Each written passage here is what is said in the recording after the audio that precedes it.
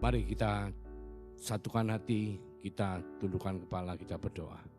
Terima kasih Tuhan Yesus untuk hari ini di mana kami boleh mendengarkan firman-Mu, kami boleh belajar seperti Maria Tuhan.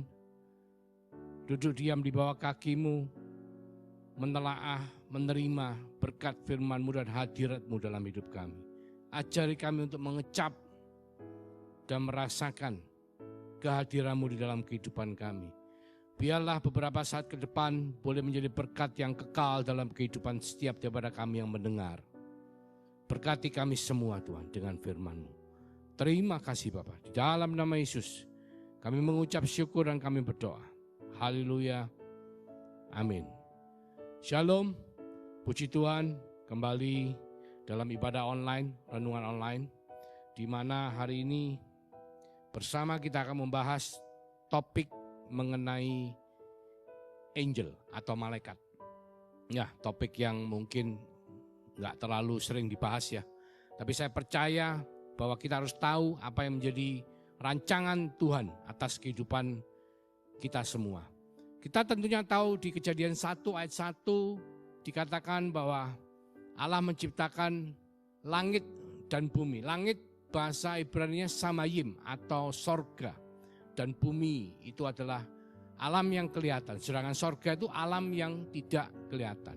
Dimana ketika Tuhan menciptakan langit atau sorga atau alam yang tidak kelihatan, Tuhan juga menciptakan semua bala tentara sorga, yaitu para malaikat yang diciptakan untuk menjadi pembantu daripada Tuhan. Orang-orang atau malaikat roh ya, katakan roh, yang diciptakan Tuhan untuk melayani Tuhan. Dan mereka semua diciptakan jauh hari sebelum bumi diciptakan. Karena mereka memang ditugaskan untuk membantu Tuhan di dalam kerajaan sorganya. Dan mereka memang diposisikan, dikatakan sebagai anak-anak Allah, mempunyai kemampuan yang lebih tinggi dari manusia. Mereka berada di alam roh, alam yang lebih tinggi dan lebih mulia dibandingkan alam semesta kita yang kelihatan ini. Ya, oleh karena itu malaikat juga disebut sebagai makhluk roh. Dan mereka diciptakan begitu banyaknya.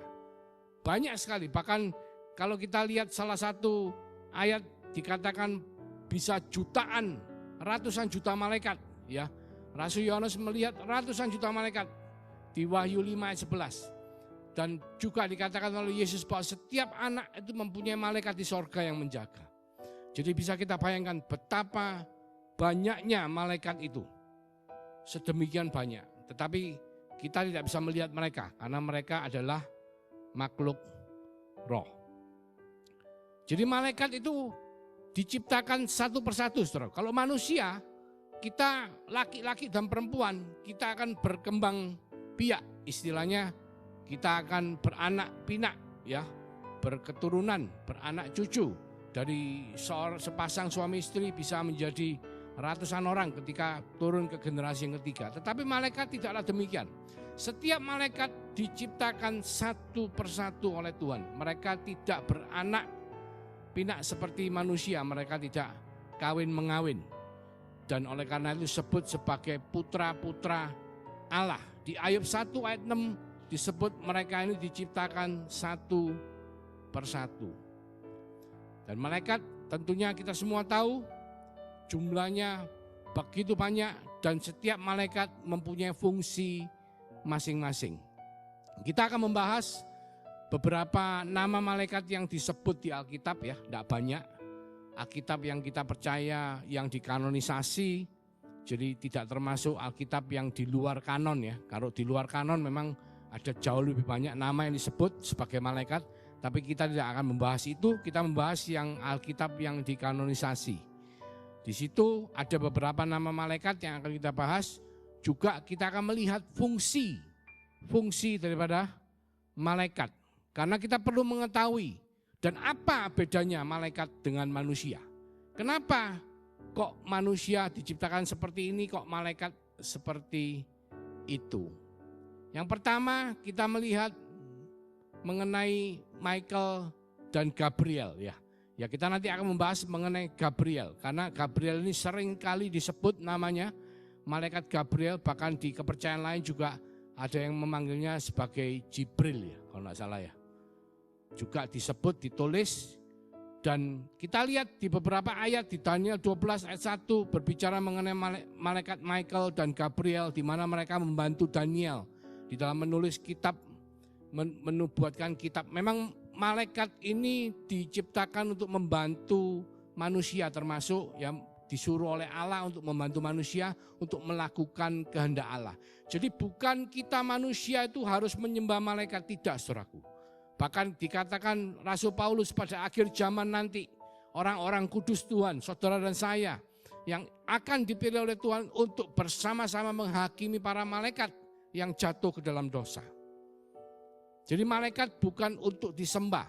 Jadi kalau kita menyembah malaikat itu sesuatu yang tidak benar. Dan kita juga tidak berdoa kepada para malaikat itu. Kita berdoa itu di dalam nama Yesus. Jadi seringkali ketika kita tidak mengerti, kita menganggap malaikat sesuatu yang lebih tinggi dari kita bisa meminta dia untuk melakukan banyak hal, kita bisa berdoa kepada dia, tetapi itu tidak alkitabiah. Karena malaikat adalah pembantu Tuhan. Bahkan ketika Yohanes tersungkur menyembah salah satu malaikat di kitab Wahyu, malaikat itu berkata, kamu jangan menyembah aku, tapi sembahlah Yesus. Karena kita adalah sama. Karena manusia diciptakan Tuhan memang tidak seperti malaikat, tapi manusia diciptakan segambar dan serupa dengan Tuhan. Bahkan itu melebihi apa yang Tuhan ciptakan untuk malaikat. Kalau malaikat adalah manusia roh, tapi manusia segambar dan serupa. Jadi memang alasannya adalah ketika pertama kali Tuhan menciptakan alam sorga, ada malaikat yang namanya orang kenal dengan Lucifer, tapi sebetulnya namanya adalah Samael. Samael dalam bahasa Ibrani adalah pembawa terang. Kalau Lucifer adalah dalam bahasa Latin. Jadi saya percaya kitab Kejadian ditulis dalam bahasa Ibrani, ya. Samael adalah nama daripada yang kita kenal sebagai Lucifer, artinya pembawa terang. Ketika Samael dia memberontak melawan kehendak Tuhan, karena sebetulnya malaikat itu sebagai pembantu Tuhan, dia harus melakukan apa yang Tuhan mau. Tetapi Samael menolak melakukan apa yang Tuhan mau, bahkan dia ingin tinggi melebihi Tuhan. Dikatakan di kitab Yeskiel, di kitab Yesaya, dia tuh ingin tinggi melebihi Tuhan, menyamai Tuhan. Sehingga apa? Akhirnya dia berdosa. Dan kejatuhan Samael ke dalam dosa membuat Tuhan marah dan Tuhan melemparkan Samael ke bumi. Sehingga ketika kita membaca di Kejadian 1 ayat 2 dikatakan bahwa bumi tidak berbentuk. Roh Allah melayang-layang di atas permukaan air. Padahal apa yang diciptakan Tuhan semua itu semestinya menjadi baik, sempurna adanya. Tetapi kenyataannya di Kejadian 1 ayat 2, bumi itu gelap, tidak berbentuk, ya, formless, hancur dikatakan. Nah, itu sesuatu yang tidak konsisten dengan apa yang Tuhan ciptakan. Karena apa? Karena Tuhan marah dan Tuhan membuang yang katanya bintang fajar, Lucifer, Samael itu jatuh ke bumi karena memang dihukum di bumi. Dan setelah itu baru Tuhan menciptakan manusia, di mana Tuhan menciptakan manusia sebagai wakil Tuhan. Dikatakan di Kejadian 1:28, mereka harus menaklukkan. Siapa yang mereka harus taklukkan? Mereka harus menaklukkan si jahat atau Lucifer, menjadi pengawas, menjadi manajernya, penata layan Tuhan atas bumi. Karena itu diciptakanlah manusia segambar dan serupa. Hidup di dalam dua alam, bisa alam roh, bisa alam yang kelihatan. Itulah manusia. Dan kita beda dengan malaikat. Malaikat hanya sebatas roh. Tapi kalau kita lihat, kita cermati di Kejadian 19 ketika malaikat yang dikirim Tuhan itu mampir ke tempatnya Abram waktu itu. Memberitahu kepada Abram bahwa Abram akan mendapatkan anak tahun depannya. Dan setelah itu juga memberitahu Abram bahwa mereka diutus Tuhan untuk menghukum Sodom dan Gomora. Kita lihat bahwa para malaikat itu juga bisa duduk makan bersama-sama dengan Abram. Abram kan menyembelih korban, menyembelih sapi untuk dimakan bersama. Dan waktu di Sodom dan Gomora, Lot mengundang mereka untuk makan di dalam rumahnya Lot. Jadi malaikat pun juga bisa menikmati makanan jasmani, saudaraku. Bahkan kalau kita lihat di Perjanjian Baru, Rasul Paulus mengatakan jangan kita ragu-ragu untuk mengundang orang-orang untuk singgah tinggal di tempat kita. Siapa tahu kita mengundang malaikat. Karena kadang-kadang Tuhan menyuruh para malaikatnya untuk menyamar menjadi manusia. Malaikat itu bisa menyamar menjadi manusia, saudaraku. Dikatakan terlihat seperti manusia. Memang dalam bentuknya nanti kita lihat ada yang serafim, ada yang kerubim, mereka mempunyai sayap. Tetapi dalam wujud ketika mereka berkunjung ke Sodom dan Gomora, berkunjung menyambangi Abram, itu mereka dalam bentuk manusia utuh. Jadi tidak kelihatan ada sayapnya, tapi kelihatan seperti manusia biasa. Jadi tidak berarti bahwa saudara dan saya hari-hari ini kita tidak bisa ketemu dengan malaikat dan Tuhan tidak bisa menyuruh malaikatnya untuk berinteraksi dengan kita. Itu kata Rasul Paulus dalam kitab Perjanjian Baru. Jadi malaikat adalah sesuatu yang harus kita mengerti, saudara, supaya kita tidak menyikapi dengan salah. Pertama, kita tidak menyembah mereka. Kedua, mereka adalah pembantu Tuhan. Kalau kita ngomong dalam kabinet presiden, itu malaikat itu adalah menteri-menterinya daripada Tuhan. Mereka disuruh oleh Tuhan untuk melakukan kehendak Tuhan. Nah, seringkali dalam kehidupan kita manusia, kita membutuhkan pembantu-pembantu yang Tuhan kirim untuk kita melakukan kehendak Tuhan. Memang di luaran ada yang mengatakan pengajaran mengenai malaikat adalah kita bisa memerintah malaikat. Tetapi di Alkitab tidak dikatakan kita bisa memerintah malaikat, saudara. Tetapi malaikat adalah pembantu Tuhan yang disuruh Tuhan untuk membantu kita melakukan kehendak Tuhan. Apa kehendak Tuhan? Kehendak Tuhan adalah isi hati Tuhan, yaitu melakukan misi, memberitakan Injil, memenangkan jiwa-jiwa, membawa semua umat manusia kembali kepada Tuhan. Itu adalah isi hati Tuhan. Jadi bukan kita terus punya, karena kita segambar dan serupa, kita punya kuasa untuk memerintah malaikat sesuai dengan keinginan kita. Seringkali kadang-kadang saya mendengar doa dari saudara-saudara kita yang mempunyai pengertian yang lain. Dia berdoa, dia memerintahkan malaikat untuk melakukan ini, memerintahkan malaikat untuk melakukan itu. Itu tidak alkitabiah, saudaraku. Karena tidak ada dalam Alkitab kita diberi kuasa untuk memerintah malaikat. Karena malaikat adalah pembantu Tuhan, bukan pembantu saudara dan saya. Baik, kita masuk. Kita berbicara mengenai Gabriel. Ya. Yang paling besar memang disebut Archangel atau Michael, yang dipercaya dia adalah pemimpin daripada para malaikat. Di Yudas 9. Di Yudas 9 dikatakan bahwa dia adalah pemimpin malaikat. Ya, serafim. Serafim adalah malaikat yang punya jabatan yang tertinggi. Mereka ditugaskan di dekat tahta Allah. Yang dikatakan Lucifer atau Samael adalah pemimpin daripada serafim. Dia adalah pemimpin dari puji-pujian yang selalu menyembah, memuji, memuliakan Tuhan di atas tahta Tuhan. Sehingga dia dipercaya oleh Tuhan. Bahkan dikatakan Lucifer atau Samael itu tubuhnya terbuat dari alat musik, sehingga ketika dia berjalan mengeluarkan bunyi-bunyian puji-pujian. Saudara, kalau mau melihat bahwa semua alam semesta diciptakan Tuhan untuk memuliakan Tuhan, untuk memuji-muji Tuhan adalah, saudara bisa belajar untuk mendengarkan alam, di mana alam, setiap benda di alam itu mengeluarkan suara. Saudara, rumput berdesir, bergoyang itu ada suaranya. Bahkan alam semesta pun, saudara kalau mau melihat ke YouTube, saudara mendengarkan rekamannya, alam semesta pun, bintang pun, perputaran bintang, orbit daripada bintang, itu semua mengeluarkan suara. Dan suara itu adalah suara untuk memuji, memuliakan nama Tuhan. Jadi serafim adalah malaikat yang berada di tahta Tuhan selalu, dan tugasnya adalah untuk memuji Tuhan. Dan Tuhan kita adalah Tuhan yang bertahta di atas puji-pujian. Jadi kalau kehidupan saudara dan saya menggambarkan apa yang serafim melakukan di atas tahta Tuhan, maka Tuhan akan bertahta atas kehidupan saudara dan saya. Yaitu kehidupan yang dipenuhi oleh puji-pujian dan penyembahan kepada Tuhan. Itu yang pertama, secara fungsi serafim. Yang kedua, tingkatan kedua adalah kerub. Kerub adalah malaikat yang jabatannya juga tinggi, tapi mereka yang diberi tugas-tugas khusus. Misalnya menjaga pintu masuk Taman Eden setelah Adam dan Hawa diusir dari sana. Saudara tahu kenapa Taman Eden harus dijaga?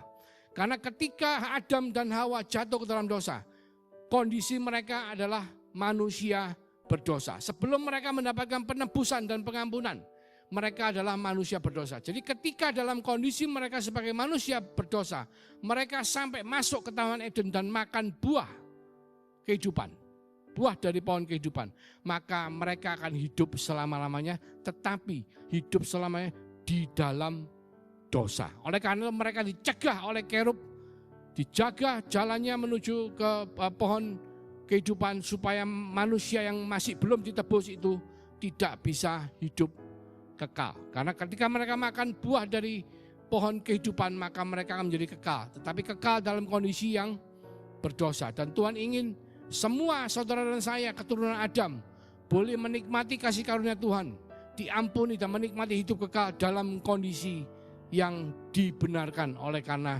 darah Yesus.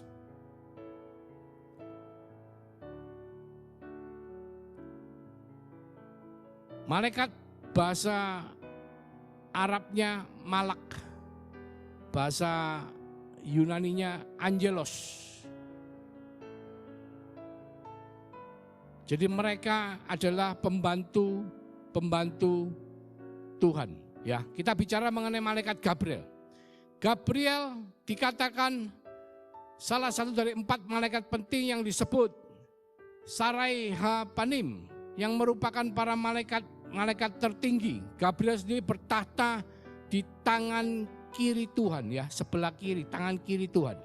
Itu sebabnya dalam tradisi Kristen ataupun Islam, bahkan dalam kitab 1 Henok, kita tidak membaca kitab Henok, tapi ini kita membaca sebagai kitab pengetahuan saja, ya, bukan sebagai Alkitab yang kita percaya, karena kitab Henok tidak dikanonisasi. Dikatakan juga sebagai pangeran api. Kata api yang dimaksud tidak ada hubungannya dengan neraka. Gabriel berasal dari kata pelindung daripada Allah. Dikatakan secara harafiah berarti pelindung perkasa, bentengnya Tuhan, pembantu yang dipakai Tuhan untuk menjadi pelindungnya Tuhan. Gabriel adalah malaikat yang menyampaikan pewahyuan atau pesan yang ingin Tuhan sampaikan kepada nabinya atau umatnya.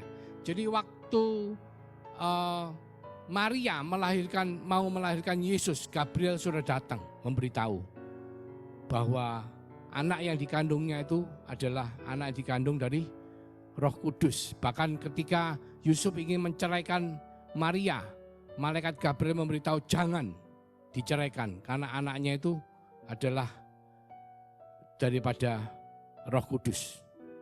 Karena mereka pada waktu itu belum menikah, tetapi kondisinya Maria sudah hamil. Karena pernikahan orang Yahudi itu ada 2 tahapan, saudaraku. Yang pertama mereka dikatakan menikah, tapi mereka sebenarnya masih bertunangan. Tapi sudah dikatakan sebagai istri, tapi belum kumpul secara suami istri.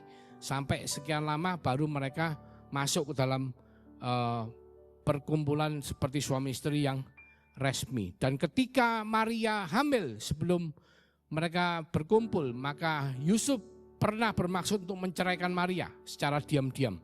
Tetapi yang dilakukan adalah malaikat Gabriel memberitahukan Yusuf supaya tidak melakukan hal itu. Jadi malaikat Gabriel adalah malaikat yang disuruh Tuhan untuk berhubungan dengan manusia. Bersama dengan Michael, mereka biasanya disuruh Tuhan untuk melakukan apa yang menjadi kehendak Tuhan. Juga dia adalah malaikat yang dikirim untuk menghancurkan kota Sodom dan Gomorrah. Dalam kitab Daniel 8 dan 9 bersama Michael, dia memberikan pewahyuan mengenai akhir zaman kepada Daniel. Seringkali malaikat Tuhan disuruh Tuhan untuk berkomunikasi dengan kita manusia. Tapi bukan malaikat Tuhan yang disuruh Tuhan untuk memberitakan Injil. Tetapi saudara dan saya adalah makhluk ciptaan Tuhan yang segambar dan serupa, yang diberi tugas oleh Tuhan untuk memberitakan Injil, untuk menjadi bejana Tuhan, diberkati untuk menjadi berkat bagi bangsa-bangsa, yaitu melakukan isi hati Tuhan supaya semua manusia boleh mendengar mengenai berita baik atau kabar Injil dan mereka punya kesempatan untuk bertobat sehingga hubungannya dipulihkan dengan Tuhan. Memang Tuhan bisa mengirim malaikat untuk melakukan apa yang kita suruhkan, tetapi rancangan Tuhan adalah tidak seperti itu. Rancangan Tuhan, kita adalah orang-orang yang diciptakan segambar dan serupa yang merupakan wakil Tuhan di bumi. Kita bicara di bumi, wakil Tuhan adalah manusia, bukan malaikat. Dipercaya bahwa nantinya Gabriel, meskipun secara tertulis tidak ada di Alkitab, ketika sangkakala terakhir ditiup dan Tuhan turun di angkasa untuk menjemput saudara dan saya, yang mati akan diubahkan menjadi tubuh kemuliaan, yang hidup akan diangkat hidup-hidup dan ketemu di awan-awan bersama dengan Tuhan. Dan dipercaya bahwa Gabriel adalah malaikat yang dipakai Tuhan untuk meniup sangkakala terakhir itu, saudaraku. Di Daniel 9:21 dikatakan begini, sementara aku berbicara dalam doa, terbanglah dengan cepat ke arahku Gabriel, dia yang telah kulihat dalam penglihatan yang dahulu itu pada waktu persembahan korban petang hari. Di Daniel 10:13 dikatakan, tapi kemudian Mikael, salah seorang dari pemimpin terkemuka, datang menolong aku, dan aku meninggalkan dia di sana berhadapan dengan raja-raja orang Persia. Jadi seringkali malaikat Tuhan disuruh Tuhan untuk melakukan kehendak Tuhan, melakukan apa yang menjadi isi hati Tuhan, perintah Tuhan untuk membantu manusia, untuk melakukan kehendak Tuhan dalam berhubungan, dalam melawan dengan, dikatakan di sini dengan raja-raja orang Persia adalah kuasa-kuasa kegelapan. Karena kepala daripada si jahat atau iblis itu juga adalah berasal dari malaikat Tuhan yang kita kenal dengan Samael atau Lucifer. Dan tingkat kedudukannya, bahkan dia memegang dua jabatan. Yang pertama sebagai archangel, yang kedua sebagai kepala daripada serafim yang dipakai Tuhan untuk memimpin pujian di atas tahta Tuhan. Jadi pangkatnya luar biasa. Sehingga ketika mereka berebut tubuh Musa, itu dikatakan Michael tidak berani menghujat si jahat, tapi Michael hanya menghardik dan mengatakan bahwa Mikael maksudnya hanya menghardik dan mengatakan bahwa Tuhan yang akan menghukum engkau. Karena pangkat atau tingkat daripada si jahat Lucifer atau Samael itu tinggi sekali, saudaraku. Jadi mereka, ketika kita dihadapkan dengan mereka, mereka diciptakan lebih tinggi daripada kita. Karena mereka adalah makhluk roh. Sehingga satu saat, beberapa saat ketika kita melakukan kehendak Tuhan dan kita berhadapan dengan roh-roh yang jahat, yang punya tingkatan yang tinggi, maka Tuhan akan menyuruhkan malaikatnya untuk membantu manusia. Seperti yang kita baca di kitab Daniel. Jadi malaikat Mikael atau bahasa Ibrani Mikael, bahasa Inggrisnya adalah, Latinnya adalah Michael, ya, adalah penghulu malaikat, archangel atau pemimpin bala tentara sorga yang disebut dalam kitab Wahyu 12 ayat 7. Dalam bahasa Ibrani Michael berarti siapa yang seperti Tuhan. Jadi dia adalah, diartikan tidak ada yang seperti Tuhan. Terjemahan sederhananya Michael adalah tidak ada yang seperti Tuhan. Michael dalam bahasa Inggrisnya juga memiliki ejaan yang sama, Mikael ya, dalam bahasa Ibrani. Bahasa Yunani juga dikatakan Michael. Dia adalah malaikat yang ketika Yosua bertemu, melihat dengan pakaian lengkap, perlengkapan perang sebagai panglima tentara daripada Tuhan. Dan itu adalah gambaran dari Michael. Ya, kita memang tidak bisa melihat secara kasat mata, tetapi saya percaya beberapa dari saudara kita yang punya karunia untuk melihat, itu kadang-kadang ketika melihat seseorang, maka dia bisa melihat siapa yang di belakang orang itu. Karena saya percaya firman Tuhan yang mengatakan Tuhan akan mengirimkan malaikatnya untuk menjaga di kemah orang percaya. Bahkan di kehidupan setiap saudara dan saya sebagai anak Tuhan yang beriman kepada Yesus Kristus sebagai Tuhan dan Juru Selamat. Saya percaya Tuhan menyuruh malaikatnya untuk menjaga saudara dan saya. Menjaga dalam arti untuk melakukan kehendak Tuhan. Di mana ketika kita akan melakukan pelayanan, kita akan masuk ke dalam peperangan rohani, maka malaikat yang disuruh Tuhan untuk menjaga kita akan juga berpakaian lengkap seperti ketika Yosua mau masuk ke Yeriko dan dia ketemu dengan seorang malaikat dengan pakaian lengkap bala tentara, yaitu malaikat Mikael.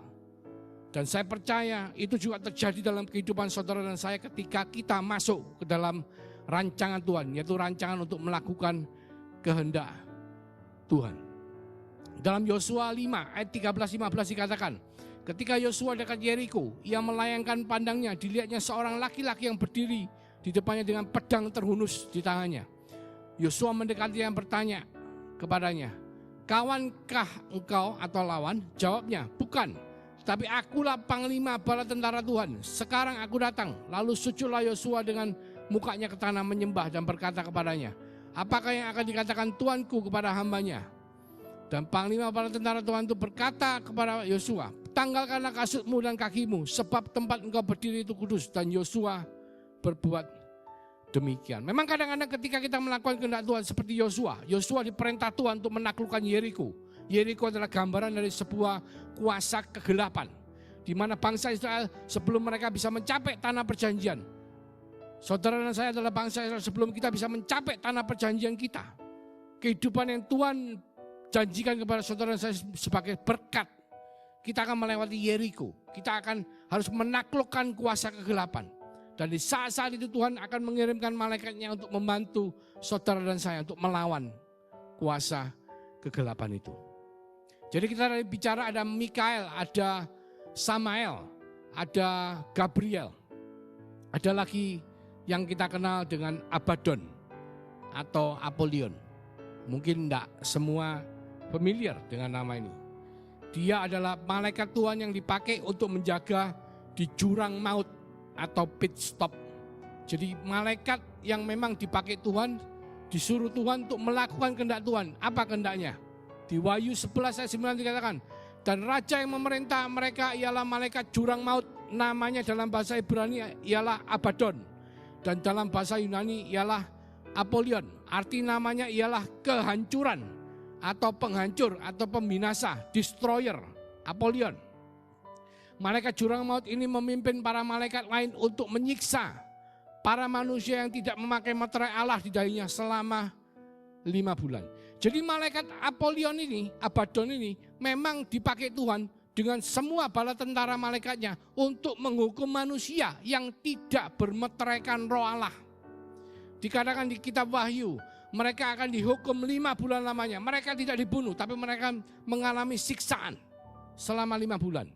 Kita kalau lihat rupa Abaddon dan para malaikat ini dalam bentuk belalang-belalang seperti kuda yang disiapkan untuk peperangan. Di atas kepala mereka ada sesuatu yang menyerupai mahkota emas. Dan muka mereka sama seperti muka manusia. Rambut seperti rambut perempuan, gigi seperti singa, dada seperti baju jirah. Bunyi sayap mereka seperti bunyi kereta yang ditarik banyak kuda yang sedang lari ke medan peperangan. Ekornya seperti kalajengking yang ada sengatnya. Dalam ekor mereka terdapat kuasa untuk menyakiti manusia 5 bulan lamanya. Dan peristiwa yang terjadi pada akhir zaman ketika malaikat meniupkan sangkakala kelima. Jadi kalau Gabriel meniupkan sangkakala ketujuh, ini belum sampai ke yang ketujuh, masih kelima. Berarti apa? Masih bicara ada beberapa trompet lagi sangkakala yang akan ditiup. Para malaikat ini hanya menyiksa tetapi tidak mencabut nyawa manusia pada 7 tahun masa kesusahan di akhir zaman nanti. Jadi ternyata ada malaikat yang dipakai Tuhan untuk menghukum manusia juga. Ada malaikat yang kita mungkin tidak terlalu sering mendengarkan, Apollyon, Abaddon ini. Tapi ini ada, saudaraku. Dan akan terjadi pada akhir zaman, di mana mereka akan dipakai Tuhan untuk menghukum mereka manusia yang tidak memiliki meterai di atas dahinya, atau yang tidak dimeteraikan oleh Roh Kudus. Sedangkan kalau Lucifer, kita kenal ketika kita membaca Efesus 6, kita dikatakan bahwa musuh-musuh kita adalah bukan pemerintah-pemerintah di darat, tapi penguasa-penguasa di udara. Jadi penguasa di udara kita bicara malaikat yang tertinggi jabatannya, yang menjadi musuh daripada kerajaan surga atau menjadi pemimpin dari kerajaan maut, itu namanya Samael atau Lucifer. Dan ini seringkali mungkin kita tidak sempat bahas pada kesempatan kali ini. Seringkali dipakai alasan oleh para manusia. Ketika mereka berbuat dosa, mereka mengatakan gara-gara Lucifer, gara-gara si iblis. Kita pada lain kesempatan akan membahas bahwa Apa yang kita lakukan itu adalah tanggung jawab saudara dan saya. Bukan gara-gara Lucifer, bukan gara-gara si iblis. Tapi karena pemberontakannya kepada Tuhan, maka Lucifer atau si iblis tua atau yang kita kenal dengan ular di Taman Eden, itu yang kita pakai sebagai kambing hitam seringkali ketika manusia ini melakukan dosa. Kita tahu bahwa Lucifer dihukum di bumi, tapi kita tahu juga bahwa dia akan berusaha mempengaruhi umat manusia yang mau dipengaruhi untuk melawan Allah. Sehingga pada akhir zaman nanti akan timbul antikris yang mana kita ketahui bahwa antikris itu adalah keluar dari orang-orang Kristen sendiri, dari orang-orang kita sendiri dikatakan, bukan dari orang-orang luar. Jadi jangan menyalahkan orang-orang di luar kepercayaan kita, oh itu nanti yang menjadi antikris. Enggak, saudaraku. Alkitab mengatakan antikris adalah dari dalam, dari orang-orang kita sendiri. Dan mereka bersama-sama, bukan cuma satu, banyak antikris. Bersama-sama dengan Lucifer atau Samael atau si jahat. Mereka akan melawan Allah yang Maha Kuasa. Dikatakan di Wahyu 19 bahwa nantinya Tuhan Yesus beserta orang kudusnya akan turun ke bumi. Akan melawan mereka dan membunuh semua, menangkap si iblis tua atau si jahat atau si Lucifer, mengikatnya dan membuangnya ke dalam jurang maut selama 1000 tahun. Ya, mereka akan dihukum selama 1000 tahun. Si Lucifer dan antikris. Dan 1000 tahun karena mereka masuk di dalam jurang maut. Oleh karena itu di bumi kita mengalami yang dikatakan kerajaan 1000 tahun damai. Kita lihat Lucifer. Kenapa Lucifer ini sesuatu yang sangat menarik, saudaraku? Karena gara-gara dia, dikatakan ya, gara-gara dia, ya si ular atau si jahat ini yang dikatakan raja pendusta. Dialah yang membuat manusia ini jatuh ke dalam dosa. Gara-gara dia. Ini menurut versi manusia selalu menyalahkan gara-gara ular manusia jatuh ke dalam dosa. Padahal kalau kita lihat di Taman Eden, manusia jatuh ke dalam dosa, memang si ular ini adalah si jahat yang berusaha menipu, membuat saudara dan saya ini jatuh ke dalam dosa. Tetapi apakah kita jatuh ke dalam dosa atau tidak, itu adalah kehendak bebas dari kita semua, saudaraku. Kalau kita mau menolak, itu tidak akan terjadi. Kalau kehendak kita adalah kehendak Tuhan, maka itu tidak akan terjadi. Tapi kalau kehendak kita adalah kehendak kedagingan, maka itu akan terjadi. Di Yeskiel 28 ayat 12, saya menganjurkan saudara untuk membaca dalam versi bahasa Inggris. Karena kalau saudara baca dalam versi bahasa Indonesia, terjemahannya, maka saudara tidak akan mengerti. Dikatakan di sini bahwa Son of Man, take up a lamentation upon the king of Tyrus. Jadi dikatakan Raja Tirus. Raja Tirus ini adalah bicara mengenai Lucifer. Sedangkan di perikop berikutnya di pasal 28 juga itu dikatakan Prince of Tyre atau Pangeran Tirus. Itu adalah bicara mengenai antikris. Dikatakan Tuhan di sini, saya langsung terjemahkan. Engkau penuh dengan hikmat dan sempurna dalam beauty, dalam keindahan. Engkau berada di tamannya Tuhan. Setiap batu permata itu menghiasi tubuhnya. Jadi tubuhnya itu dipenuhi oleh batu permata. Dikatakan sardius, topaz, diamond, beryl, onyx, dan jasper, sapphire, emerald, carbuncle, dan emas. Semua itu menghiasi tubuhnya Lucifer. Dikatakan bahwa tubuhmu adalah terdiri dari tabrets dan pipers. Itu bicara mengenai alat musik ya. Alat musik. Jadi ketika Lucifer ini berjalan, dia itu mengeluarkan suara seperti suara musik puji-pujian. Dan kenapa dia dipakai Tuhan? Karena dia memang keahliannya adalah memuji Tuhan. Keahliannya adalah, kalau kita bicara hari ini, dia adalah artis ya, artis yang luar biasa dalam menciptakan musik, dalam menyanyi, dalam memakai peralatan musik. Karena tubuhnya sendiri itu adalah dari alat musik yang diperoleh oleh intan permata berlian emas. Jadi ketika dia berjalan, dia mengeluarkan suara yang luar biasa sehingga Tuhan memakai dia sebagai kepala pujian. Menjadi kepala serafim yang selalu berada di dekat tahta Allah. Dan dikatakan di sini, thou has walked up and down in the midst of the stone of fire. Jadi Lucifer ini salah satu dari malaikat atau serafim yang bisa naik turun di depan Allah. Karena apa? Dia memang tugasnya di sekitar tahta Allah untuk memuji, memuliakan Tuhan. Nah, ini yang luar biasa mengenai Lucifer. Dan dikatakan dia penuh dengan hikmat, full of wisdom. Jadi orang yang sangat pandai. Jadi saudara jangan menyepelekan si jahat atau iblis tua. Karena iblis tua si jahat dikatakan orang yang sangat pandai sekali. Sangat berhikmat, saudaraku. Oleh karena itu dia ingin tinggi, melebihi sampai menyamai Allah.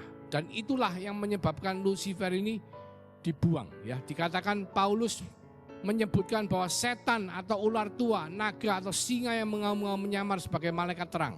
2 Korintus 11:14.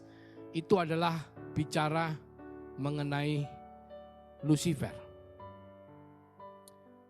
Jadi Lucifer ini yang bersama-sama dengan para malaikatnya. Jadi Lucifer ini punya bala tentara, saudaraku. Karena ketika Lucifer memberontak, dia membawa sepertiga dari malaikat surga untuk ikut bersama-sama dia memberontak. Jadi sepertiga dari malaikat, kalau kita bicara malaikatnya ratusan juta seperti dikatakan di kitab Wahyu, sepertiganya adalah anak buahnya Lucifer. Kalau kita bicara malaikat Tuhan, selalu tidak mau melanggar perintah Tuhan, selalu melakukan segala sesuatunya sesuai dengan apa yang menjadi perintah Tuhan. Tapi kalau kita bicara malaikatnya Lucifer dalam kerajaan maut, dia akan melakukan segala macam cara dengan tidak melihat aturan benar salah, tapi menghalalkan segala macam cara untuk bisa mendapatkan apa yang dikehendaki oleh si jahat. Nah, itu berbahaya, saudara. Jadi jangan pernah menyembelihkan si jahat. Karena si jahat ini yang dipakai Lucifer, anak buahnya, untuk mendakwa dan menggoda anak-anak Tuhan. Untuk menghalangi pemberitaan Injil kerajaan Allah di bumi. Karena dia tidak kepingin terlalu banyak orang mau bertobat kembali kepada Tuhan. Karena tujuan Lucifer adalah menggalang kekuatan. Jadi kalau misalnya orang yang tidak percaya Tuhan, mereka mau tidak mau masuk ke neraka menjadi pengikutnya Lucifer. Ya. Dalam kerajaan 1000 tahun ketika mereka, Lucifer dan Antikris ada di dalam jurang, mereka diikat di rantai. Apa yang terjadi, saudaraku, di bumi? Di bumi penuh dengan damai sejahtera. Tapi setelah hampir 1000 tahun, begitu Lucifer dilepas, langsung tidak lama kemudian Lucifer menghasut banyak dari penduduk bumi untuk apa? Memberontak kepada Allah lagi. Karena memang pada dasarnya Lucifer ini musuh Allah. Memang dia ingin mengalahkan Allah. Memang dia ingin berkuasa seperti Allah. Sehingga setiap kesempatan yang ada dia akan berusaha untuk menghasut manusia. Supaya memberontak melawan Allah. Dan setelah itu pada waktu itu dikatakan perang Gog Magog. Maka semua Lucifer dan pengikutnya manusia yang memberontak beserta para malaikat itu semua dimusnahkan dengan ditiup dan mereka langsung musnah, ditiup oleh api dari sorga. Jadi kita tahu ada malaikat yang fungsinya sebagai serafim. Serafim kita bicara yang tertinggi ya, mereka berada di tahta Allah dan Lucifer adalah salah satunya. Dan juga kerubim. Kerubim dikatakan yang menjaga, pelindung ya, seperti Gabriel, seperti Archangel. Archangel karena si Lucifer sudah memberontak, maka Mikael naik menjadi panglima bala tentara yang tertinggi, Archangel. Menjaga, menjadi pelindung di atas Gabriel. Kita kalau lihat di Yesaya 6 ayat 2, saudaraku. Ini sangat menarik, saudaraku. Dikatakan para serafim berdiri sebelah atasnya masing-masing mempunyai 6 sayap. Jadi kita bayangkan bentuk manusia punya 6 sayap. Sayap bagian atas, sayap bagian tengah sama sayap bagian bawah. Dikatakan 2 sayap dipakai untuk menutupi muka mereka. Jadi mukanya ditutup dengan sayap bagian atas. Terus 2 sayap dipakai menutupi kaki mereka.